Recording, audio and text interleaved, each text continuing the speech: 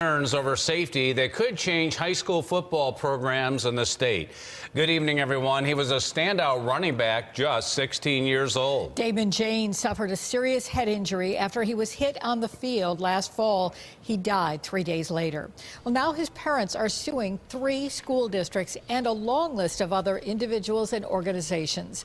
We've obtained copies of the complaint filed in Chautauqua and Cattaraugus counties. News 4's Lou Ragoose is breaking down details of the lawsuit. Lou? Damon Janes' parents, Dean Janes and Penny Gilbert, are casting a wide net with this lawsuit, including claims that very well could affect how high schools across the state run their football programs. Damon Janes' parents are suing for wrongful death. In the lawsuit, they've named all the schools involved: Westfield and Brocton, Janes' team, and Portville, where the game in September 2013 was played. They claim Janes suffered 1 or more concussion in the first half, but coaches kept him in the game despite the symptoms. Then Janes was struck in the head in the third quarter, walked off the field, and collapsed. The lawsuit claims Westfield and Brocton had no safety policy and failed to educate players, parents, and coaches about concussions. It claims the district's coaches never completed required training and certification and failed to have a trainer at the game. In addition, the suit blames Westfield and Brocton for fielding a small team, putting players on both offense and defense, and for taking the field against a team with much larger players. Those are things that small districts across the country have done for decades.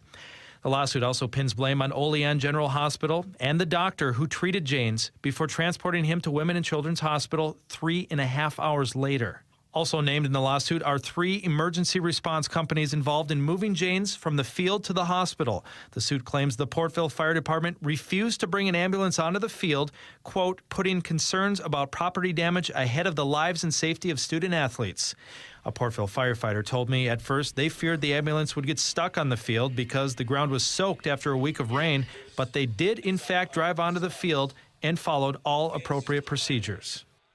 Janes' parents are also suing the State Athletic Association for lack of training for coaches and officials, and also for placing teams with small-sized players in the same class as teams with big players. I wasn't able to find any state that classifies high school teams based on players' physical size. I reached out to Janes' parents and all the agencies named in the lawsuit. No one except for the Portville Fire Department would comment. Reporting live, Lou Ragoose, News 4 at 5.